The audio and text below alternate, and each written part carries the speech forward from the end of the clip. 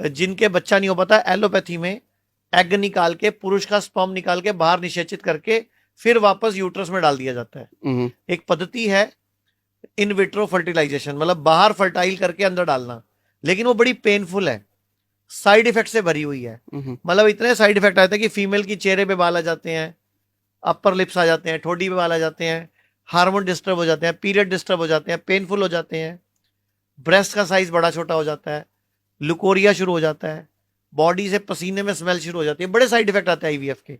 जबकि आयुर्वेद में गर्भ धारण, नाम ही गर्भ धारण है, इतनी अच्छी टेक्निक है, गर्भ धारण, गर्भ शुद्धि, गर्भ संस्कार और बीज शुद्धि, बाल संस्कार, ये सारे टेक्निक्स हैं, बड़ी आसानी से सारे प्रोसेस पूरे हो जाते हैं आयुर्वेद में। मैं अभी बड़ी जल्दी भारत में एक गर्भ शुद्धि का स्पेशल एक आयुर्वेदिक हॉस्पिटल खोलने जा रहा हूं, और वहां चैलेंज होगा कि जिसके भी बच्चा नहीं हो रहा कई सालों से, आ जाओ 15 दिन हमारे पास रहो और जाके ट्राई करो, प्रेगनेंसी हो जाएगी। मतलब 100 में से 70 लोगों के प्रेगनेंसी मतलब कंसीव हो जाएगा उनका।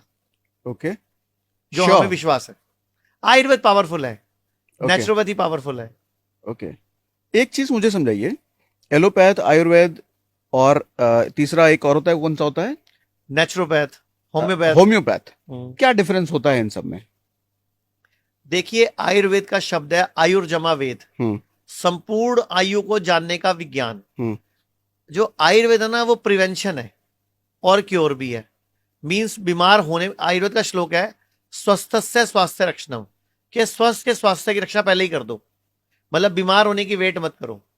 मतलब आयुर्वेद जीवन जीने का विज्ञान है। ठीक है। जैसे जंगल में कोई भी जानवर बीमार नहीं पड़ता, किसी का भी ऑपरेशन नहीं होता, किसी के भी बच्चा ऑपरेशन से नहीं होता, वजह वो आयुर्वेद अपना रहा है। मींस नेचुरल जीवन, आयुर्वेद मतलब नेचुरल जीवन।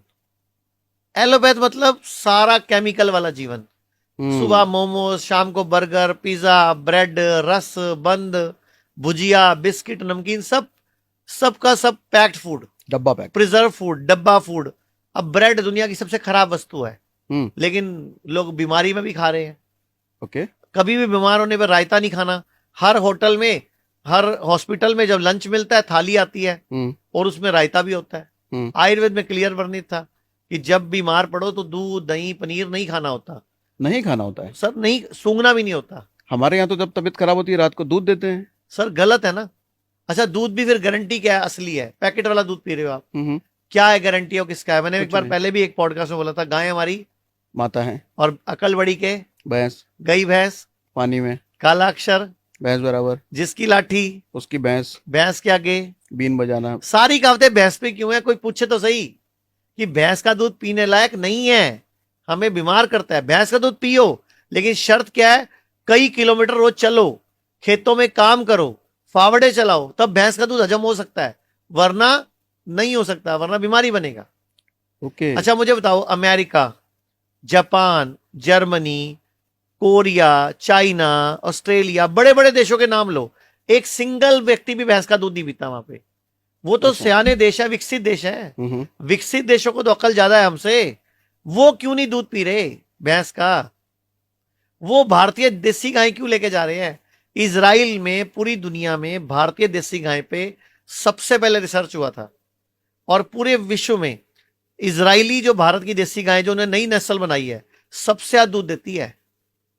मतलब भारत में गाय, मतलब भारतीय गाय होना चाहिए ना, लेकिन यहाँ अमेरिकन गाय भी है, जर्सी गाय भी है, एचएफ गाय भी है, ऑस्ट्रेलियन गाय भी है। वो सुअर की संकर नस्ल से तैयार हुई है। अच्छा, तो आप बताओ उसका दूध कैसे अमृत हो गया? देसी गाय का दूध अमृत था। ओके। भारतीय गाय, देसी गाय मतलब भारतीय गाय, उसकी पहचान होती है, उसकी पीठ पे कुबड़ होता है। लेकिन ऑस्ट्रेलियन गाय, एचएफ गाय, अमेरिकन गाय की प्लेन होती है, प्लेन होती है, तो वो दूध नहीं पीना होता उसका, भैंस का दूध भी नहीं पीना होता। अच्छा, मैं एग्जांपल देता हूं। आप ना 100 गाय इकट्ठी कर लो, 100 गाय, और उसका एक बछड़ा छोड़ दो उसमें, वो अपनी मां के पास पहुंच जाएगा। आप 1000 बछड़े इकट्ठे कर लो और एक गाय को छोड़ दो, अपने बच्चे को पहचान लेगी। और आप सिर्फ 10 भैंस के बच्चे इकट्ठे कर लो और भैंस को छोड़ दो, अपने बच्चे को नहीं पहचान पाएगी। अच्छा, आप 10 भैंस इकट्ठी कर लो और एक बछड़ा छोड़ दो, अपनी मां को नहीं पहचान पाएगा। वो बेबुद्धि होती है, उसमें अकल नहीं होती, उसमें भाव नहीं होते, इमोशंस नहीं होती, और हम उसका दूध पी के उम्मीद लगाते हैं कि मेरे अंदर प्यार पैदा होगा, हम्म, मेरे माँ के प्रति सम्मान पैदा होगा, मेरा दिमाग मोटा नहीं होगा।